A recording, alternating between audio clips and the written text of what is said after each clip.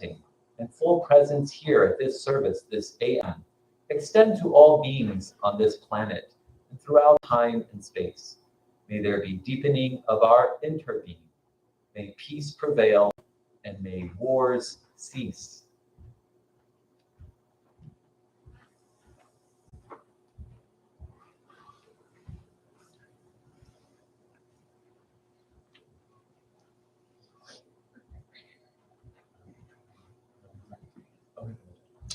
What do you want to touch?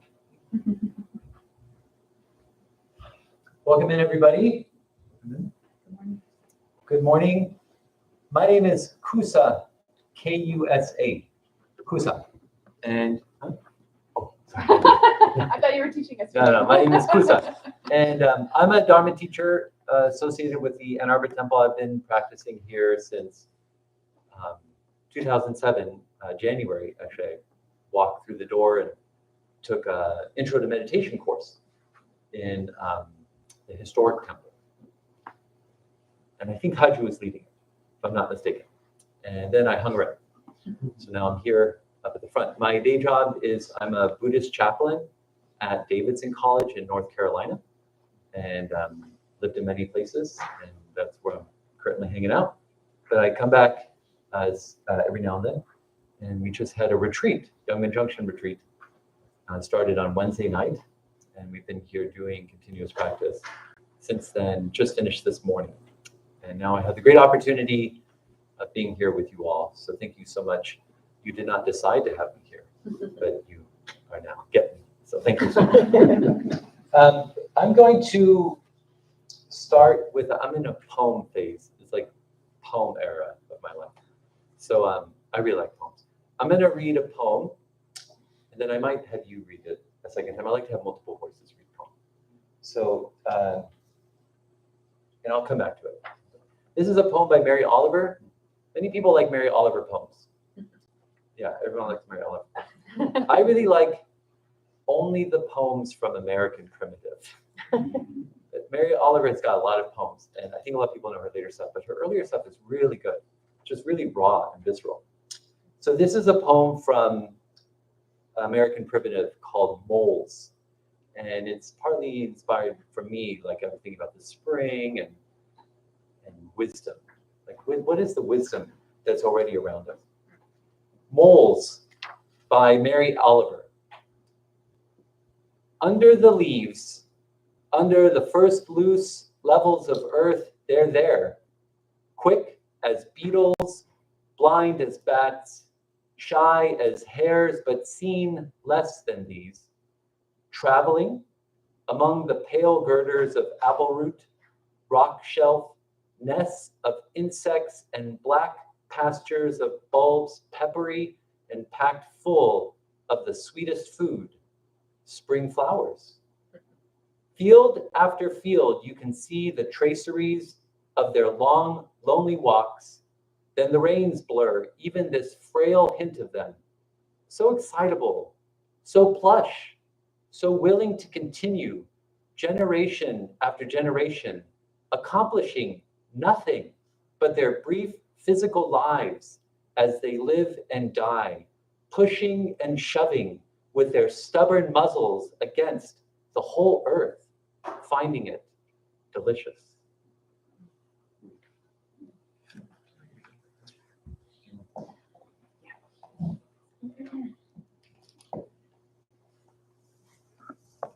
Moles by Mary Oliver. Under the leaves, under the first loose levels of earth, they're there. Quick as beetles, blind as bats, shy as hares, but seen less than these. Traveling among the pale girders of appleroot, rock shelf, nests of insects, and black pastures of bulbs, peppery and packed full of the sweetest food, spring flowers. Field after field, you can see the traceries of their long, lonely walks. Then the rains blur even this frail hint of them.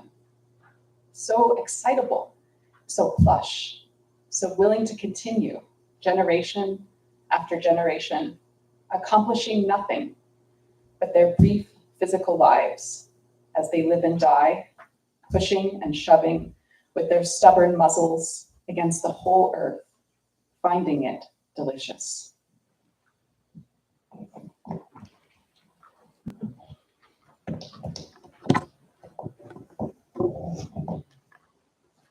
Okay, we'll come back to that.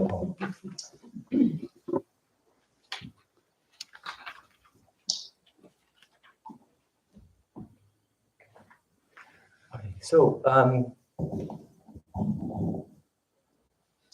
not too long ago in February, we had a guest speaker at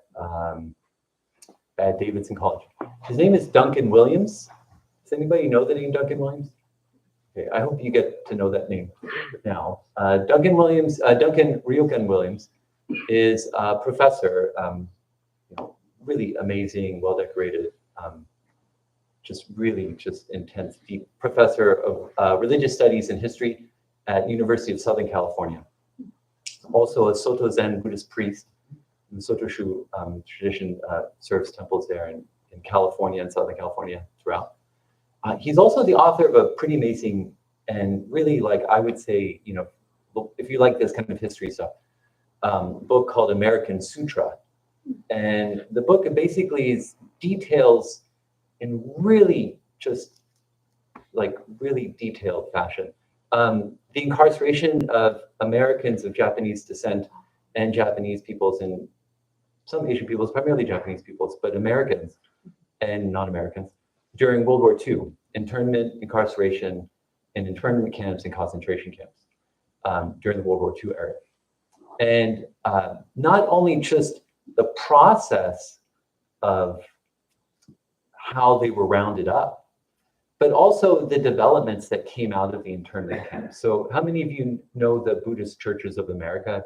Has anyone heard of the Buddhist Churches of America? Buddhist Churches of America is part of the Jodashin tradition. But it was the church's part of America. Like Japanese Buddhism has been in this country since the 1800s, primarily with the labor flow into California from China and Japan, old territory of Hawaii. So sometimes people talk about American Buddhism starting 20th century. It actually started in the 1800s and maybe earlier, but definitely in the mid 1800s. And so Japanese peoples had been practicing a certain way and they were targeted for it. And so during internment, they gathered and actually decided to make what they were doing look more like what other people were doing, other Americans. And what other Americans, non-Buddhist Christians primarily, were doing was they had church with pews and so on. And so they decided to make the Buddhist Churches of America actually so they could try to avoid this persecution thing. It's a really powerful book. If you're looking for something to learn about maybe what's going on now, even, I would suggest reading it actually, because it tells you a lot about how things have operated before, like about less than 100 years ago. So he came out to Davidson, and this was in February, and it's a lot going on right now. It's a really deep understatement, but without naming stuff that's happening, just know the world's feeling like it's on fire for some people. It's important to note that. Maybe not everyone feels that, but for many people, it feels that way. So I brought him out to do some talks on what does it mean to be spiritually active, like a public Buddhism, like a spiritually active Buddhism. And Duncan Williams is really great. He's part of a group, or he's been involved with a group called Tsuru for Solidarity in California. It's a Japanese American-Japanese-based group that does actions. Primarily, at first they were doing it at camps where they were holding kids during the first Trump administration, some of which are the very same camps used to intern Japanese during World War II. So they felt this need to go and to bear witness and to advocate. So he's been very active. So we brought him out for that. That's just all the setup to say we brought him out. And he started with, we were meeting with some students, and he's just a wonderful fellow, really lovely person. And so we asked, what's your wisdom? Give us the answer. We need your help. This is more just, what would you say to us at this time? And he said a bunch of different things, but this really stood out. He said, I forgot. So he said, look, in the Buddhist monastery, there's two really important positions. First one is the abbot, like the person, the spiritual director, kind of creates the container, sets the context. Second position. What's the second position? Cook. Who said? Cook. Cook. The tento or the kyungju. We say kyungju in Korean. The cook. The cook. The head cook is the almost more important than the abbot.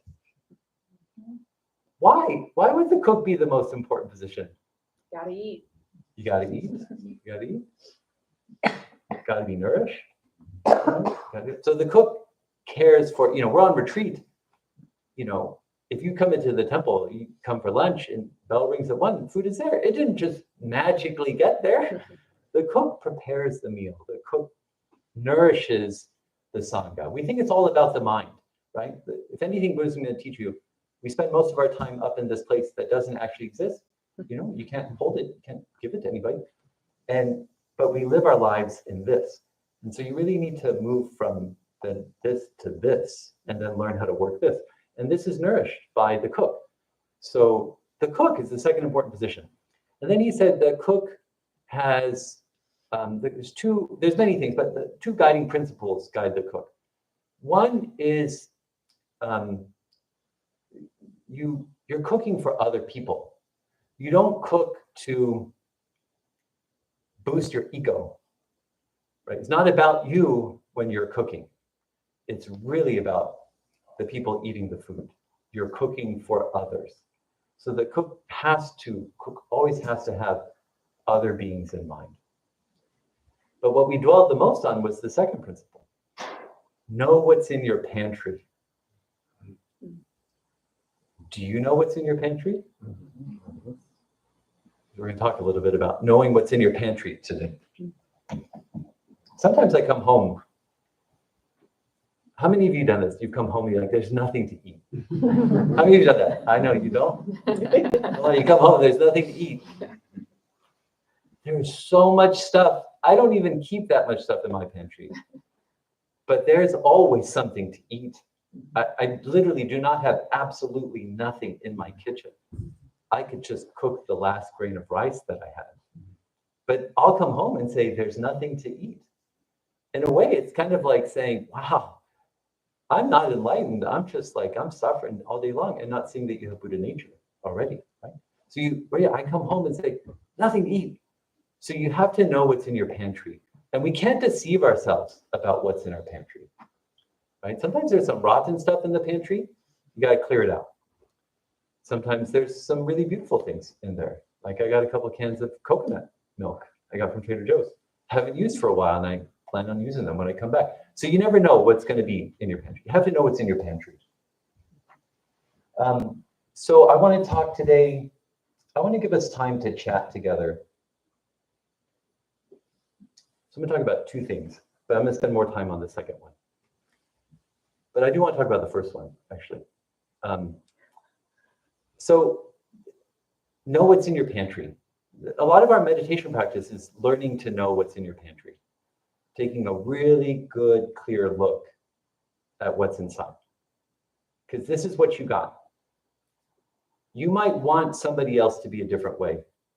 You might want the country to be different, whatever you want. But this is what you have to work with.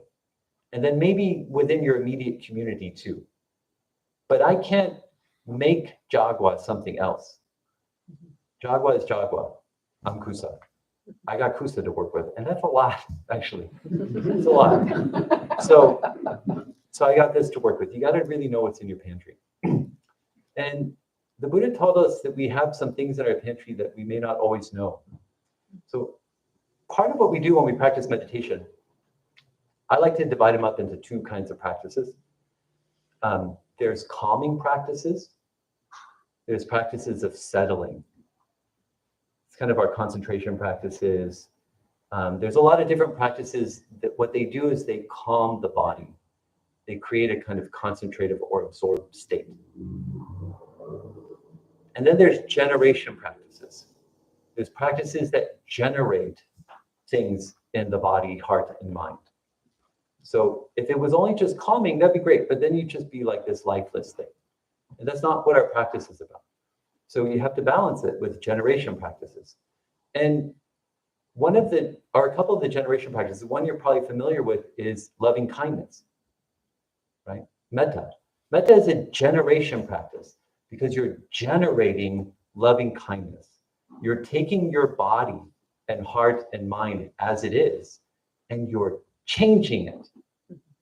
But you're not creating something from nothing.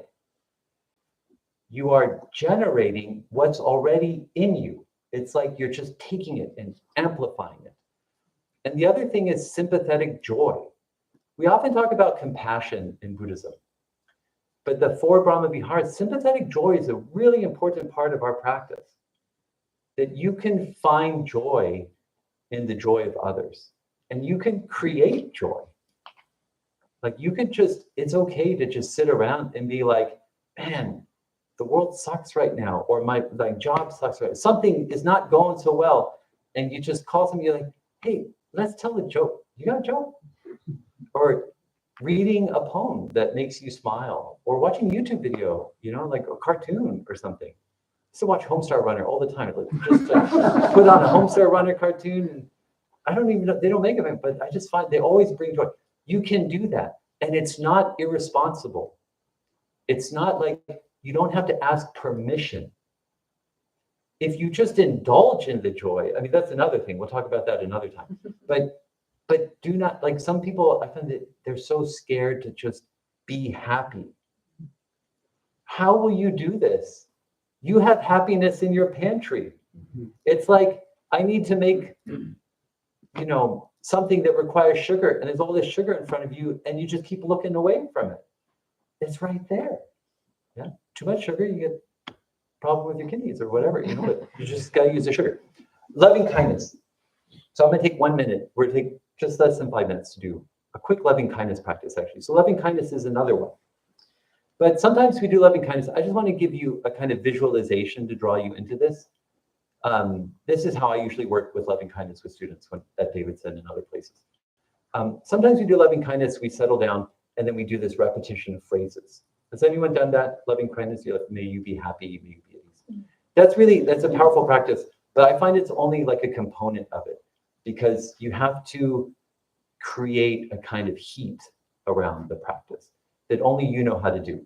Okay, so just take a moment and settle where you're at. You don't have to sit super formally, just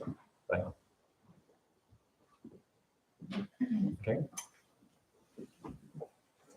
Okay, so, and then, it's helpful if you just need to listen. And we're just going to begin. Just settle and do a quick check-in. We don't need to spend too much time. Just a quick taste of your body in this moment, right? So you just quick scan through your body. Just notice what's relaxed, what's not relaxed, what's tight, what's loose. You just can taste it. Now do a quick check-in with your heart. So what's your mood right now? Happy, sad, curious, fearful, withdrawn, out there? Just what's your heart like? Just taste it. And then taste your mind. Concentrated, distracted, clear or dull, whatever names make sense. I'll give you 30 seconds quietly, just again, tasting, checking in, body, heart, and mind.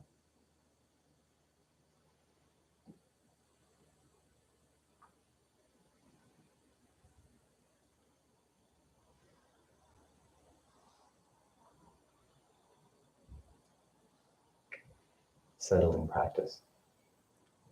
So next step, bring to mind someone, could be a person, could be an animal companion, could be a human companion. Someone who, whenever you see them, your whole body just shifts.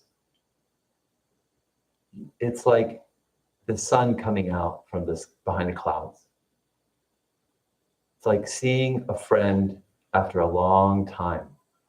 You could be in a room of many people and everything stops and you're just like, oh, you're here. Yes. So really bring this person to mind, bring this animal companion to mind. I hope you all have someone like this. And really start to feel inside any shifts of your body or your heart or your mind. You really bring them present and imagine you are walking up to them. You're just going to check in. It's totally about this moment.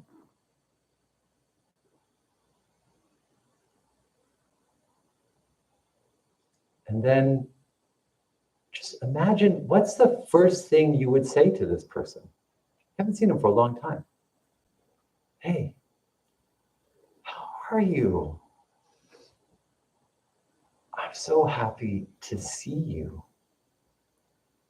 You have to find the words that mean something to you. And just rest in this glow. Rest in the heat of loving kindness. See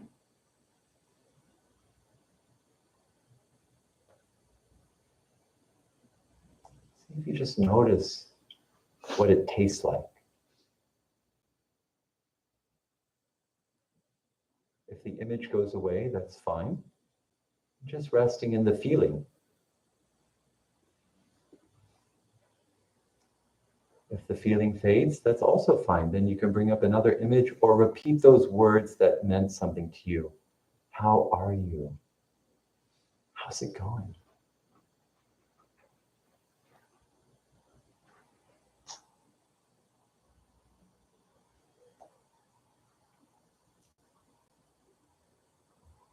Okay, and then do just a quick now scan again to finish this. Check with body, check with heart, check with mind. Give you 30 seconds. Notice if there's any shifts. Notice if you feel any lightness or difference, wherever direction it went.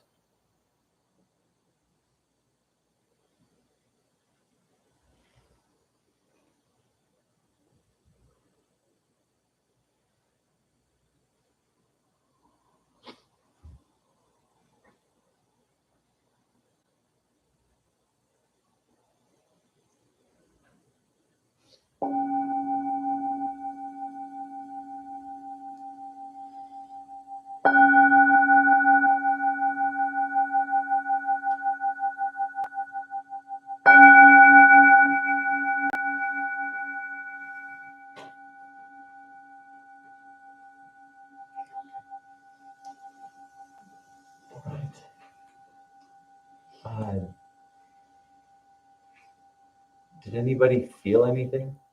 Did you feel any changes? Could be in different directions. I just use different words. You have to find the words that make sense to you, but maybe you felt like a kind of heat or a glow. Your heart opens a little bit. If we were doing this longer, I just want to say two things about that. One, that's in your pantry. Know what's in your pantry, right? Sometimes, you know, I'm on retreat. Oh, why am I so tired? I thought I was going to do it this time. Whatever it is, you know, I can make it through without complaining. And I just find you get sucked into this negativity. Create that and find the words that make sense. How are you? Say to yourself, how are you? It's like you're looking at yourself. You are that friend that has just shown up. When your friend shows up, when somebody who you care about shows up and they're hurt or crying or something like that, maybe you do this, but hopefully not. Maybe you go up to them and then you say, oh, okay, how's it going? Everything stops, right? I don't know. A friend of mine's hurting or something. It's like, sometimes you don't even know what to do. You just go up to them. Maybe you have something to say. Maybe you don't. You're just like, you have that energy the glow of care becomes compassion. Or they're happy and all of a sudden you're happy. Because I love it that you're happy. Some of you, I see smiles and it's like, oh wow, I'm smiling too. So that glow of care becomes joy. Just turn it towards yourself a little bit. Yeah. So if you are presenting to yourself then become compassionate. Take that glow that's already in you and turn it. You know? But you have to have that feeling. It's like a fire, and then whatever goes in the fire gets consumed by it. Yeah. Yeah. So that came from a bunch of different places. But I once took this online thing with Tenzin David Zimmerman, who was the abbot, might still be the abbot at San Francisco Zen Center. And there were some things he said about loving kindness and metta and the 4 Brahma Viharas that really changed everything. But just you got to cultivate the glow. That's in your pantry. Okay, we still have time. This is the second part. Now the second half of the talk, or third half. I don't know, something like that. The other thing that, so the first half was, know what's in your pantry, loving kindness and joy. It's okay. It's not me telling you this, it's the Buddha telling you. Don't trust you. Buddha said, there's a lot of work we need to do, but you have to cultivate the joy, you have to cultivate the happiness to do the compassion, to do the activism work, whatever your activist work is.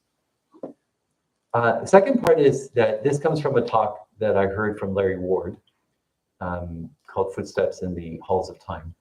It's about cultivating our ancestors and working with our ancestors.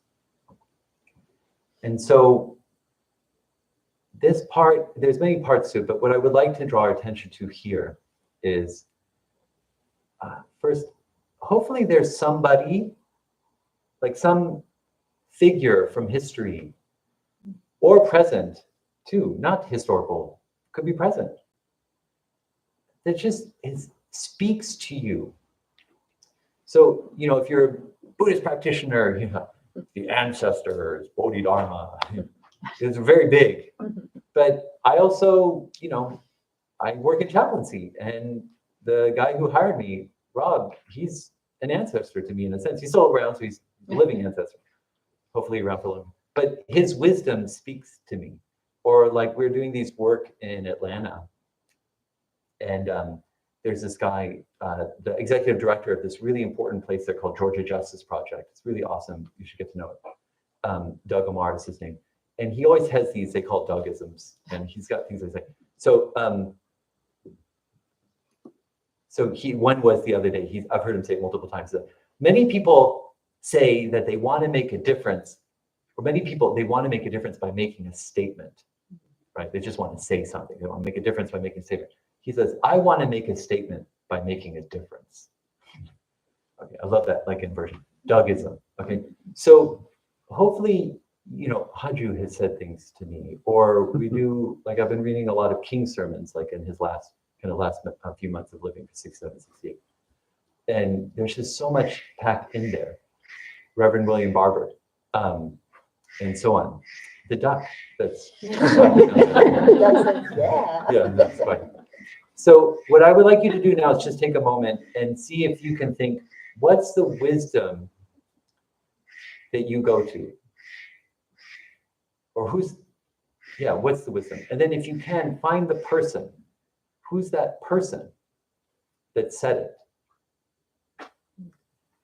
Most likely, that person lived in times that are as troubling as now, or worse, even more so.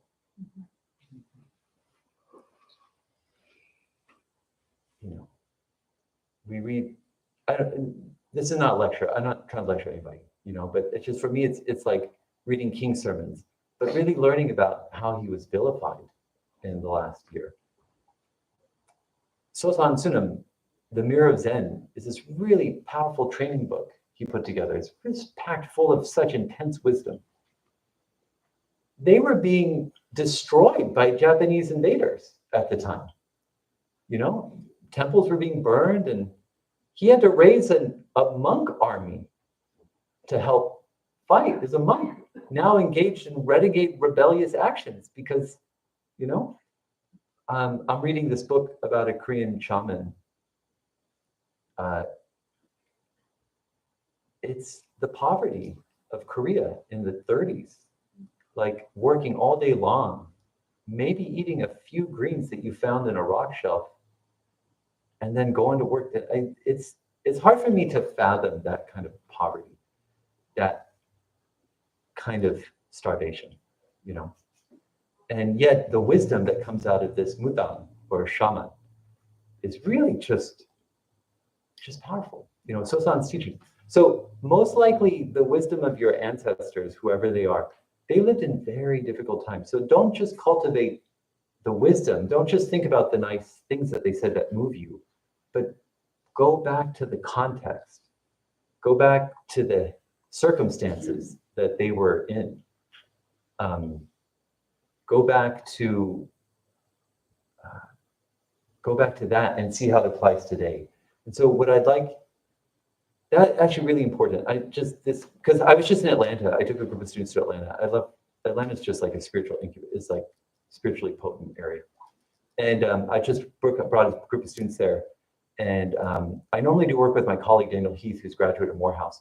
But this time was separate. We're taking a group of students from a nonviolence class on nonviolent action. Is it possible? And it's the subtitle of the class. And we were talking about King. And, you know, one of the things that really changed, look, I'm Mexican-American, Mexican-German, but racialized as white, all privileges of whiteness, grew up in Southern California. And, you know, we read King speeches, I Have a Dream, and all sorts of things. And I once read an article by a Black man who grew up in the South. And he said, look, you know, it's nice that you all reading King, but what King meant for this person, which really for me, it was like, oh, okay, I had no idea, was I no longer feared for my life walking down the street after King. That was in the 60s, 70s. It's not that long ago. It's like, what King meant for me is I didn't feel like I was gonna get lynched. That was the context, right? That was totally mistaken for me. So it's good to go back to the historical circumstances. If you're feeling, whatever you're feeling about today, climate change, the world wars, go back to the context of the people who speak to you and really learn what they were going through. Not to justify anything for today, so that you can take solace that out of what's happening now, great wisdom will arise. One of us, all of us, it's here. It's not far, it's close at hand. We just have to allow ourselves to see what's in our pantry. It's not just my pantry. It's actually all of our pantry. It's our collective offering. Okay?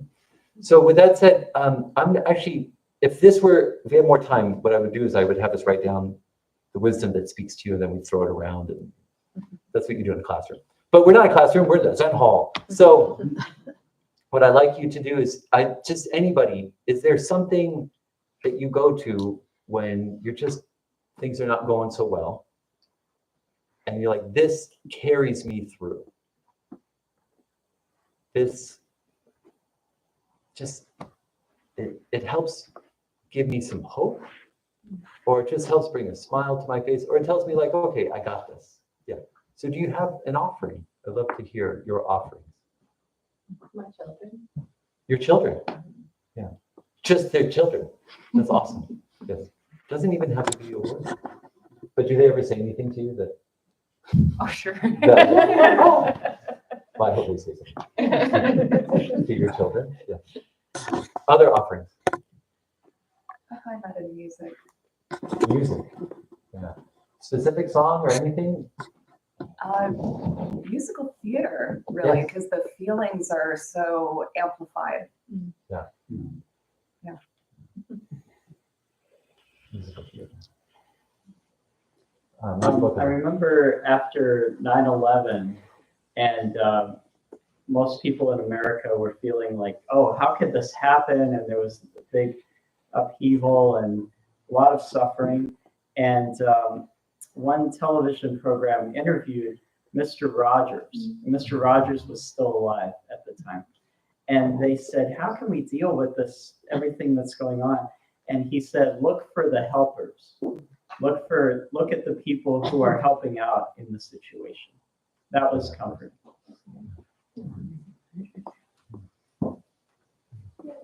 get scared, I think, about the actions of Harriet Tubman, because I think like that's the scariest thing in the world. Like, I can't think of anything more terrifying to have like people's lives, you know, weighing on you and you're responsible for them. So I think like the things I'm scared of are so small compared to that. So she, looking at, returning to Harriet Tubman and the context of Harriet Tubman, how scary that would have been. I'm just repeating out. Can you take the books?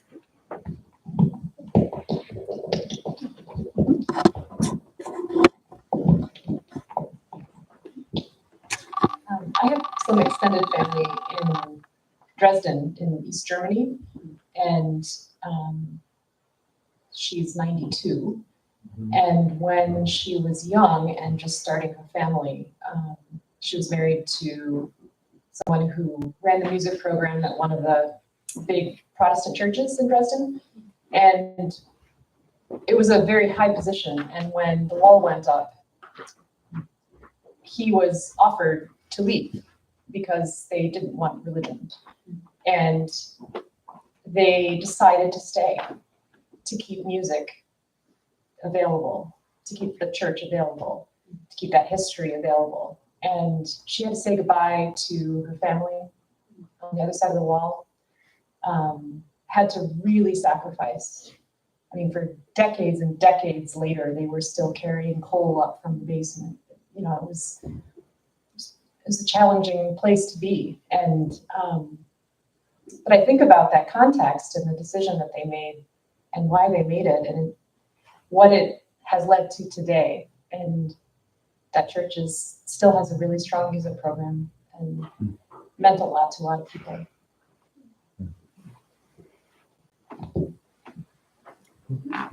We are slowly approaching the end, but if you have a couple more, one more. Good morning, I'll be quick.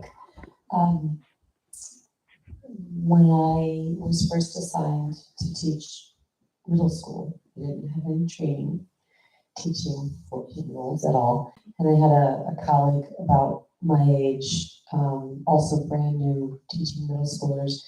And at the end of the day, we would just sort of sit in our office and debrief. And we were like-minded, and we really leaned on each other. And we would just somehow, through our chats, these pearls of wisdom would come up. And even now, a quarter of a century later, when we get together to talk, some of them come up. And one of the most important things, I don't remember if I said it or she said it, but we were so frustrated with what is it about middle schoolers that, how can we reach them? And I think she said, you know, Laura, all learning is an emotional endeavor. And I was like, aha. But just now, as you were speaking, I flipped it and I thought, all emotional endeavors are learning. So thank you for being here today. Okay, one last one. Oh wait, we had two. Was there someone over there? Yeah, we'll come back. We'll make our way through this. Sorry, very much. Thank you. This coming May 2nd will mark the passing of my mother at 102. And she lived a long, healthy life, but her teaching is still with me, and it was simply try softer through our 100 years, all the wars and all of the cycles of her life. And that's what carried her, and I use that quite frequently.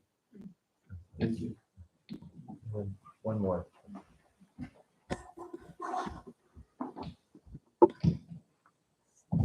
I was just going to mention a book of essays that I go to. It's called Sister Outsider by Audre Lorde. And I've also been reading Women Who Run with the Wolves, and it's been definitely touching me.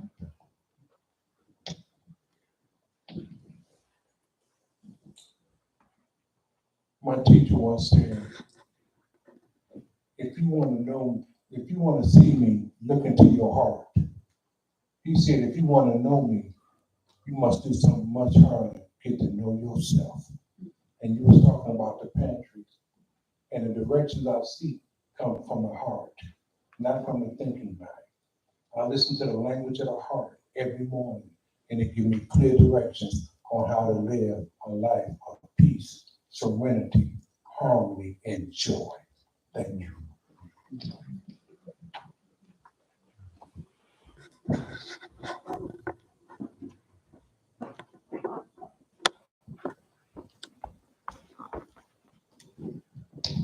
So some of the, thank you all for sharing. And the only thing just there's the wisdom, the nuggets of wisdom, and then it's the context too, go back, where did this come from? What was the ground like? What was the soil like? What was the social and political conditions like? Whatever you want to call it, just what was there. And I find that really important right now. I don't have any answers, but the only thing I do have an answer is that I know that we got this.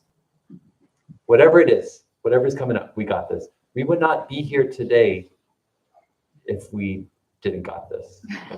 So we got this. But we got to look at the other people who got it too and really learn from them in different ways. So know what's in your pantry, right? And don't forget loving kindness. You can generate that. You give you permission to just take a break and cultivate some joy, cultivate some lightness. I love that word, lightness. Cultivate the lightness, cultivate the metta, right? And then also go back to the ancestors that are speaking through you right now, that because of them, you are. And just find that. Thank you so much.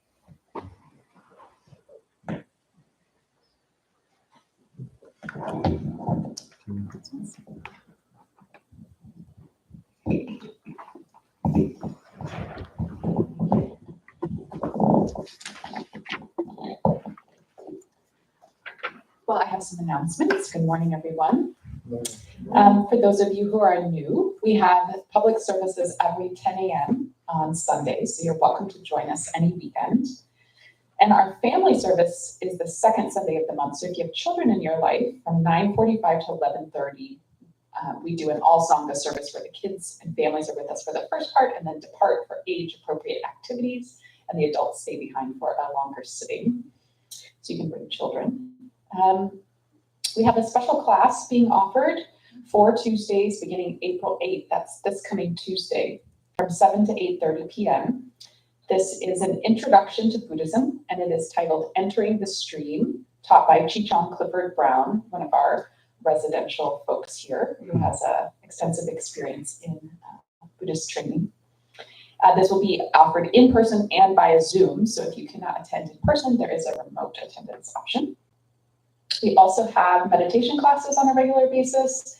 The next 5-week version of the class, which is 5 Thursdays, begins April 24th. And then there's an overnight version, which is a Friday evening through noon on Saturday, April 25th through 26th. And then we also offer a yoga class on Tuesday evenings. The class will resume on April 22nd, so just towards the end of the month.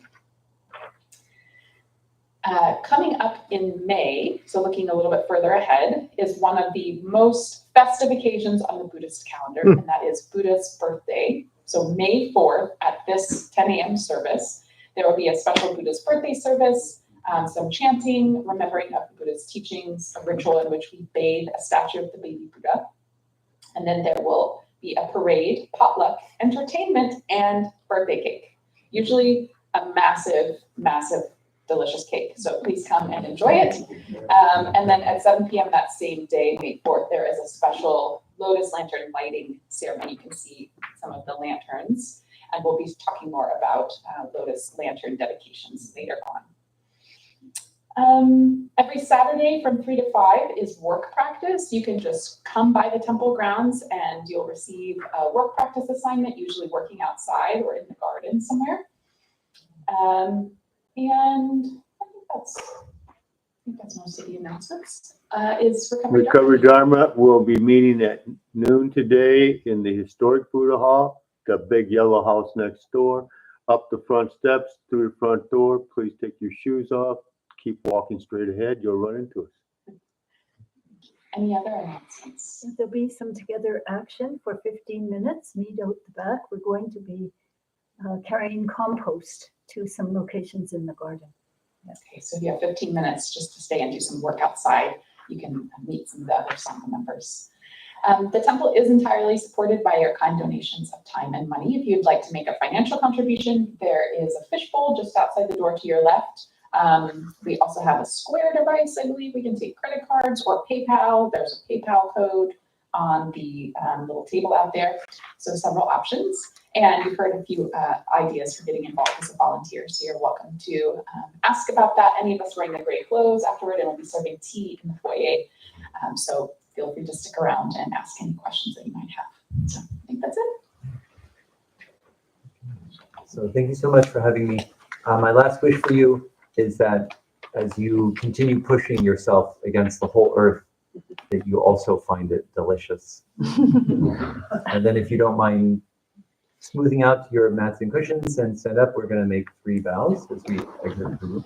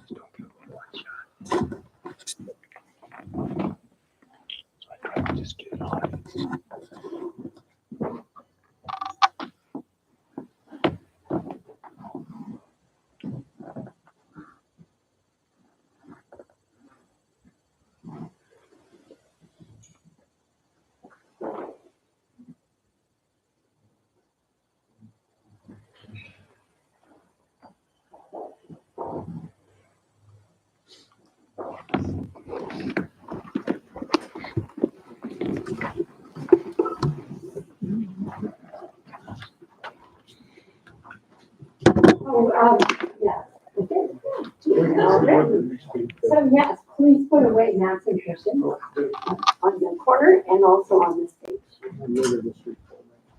Awesome.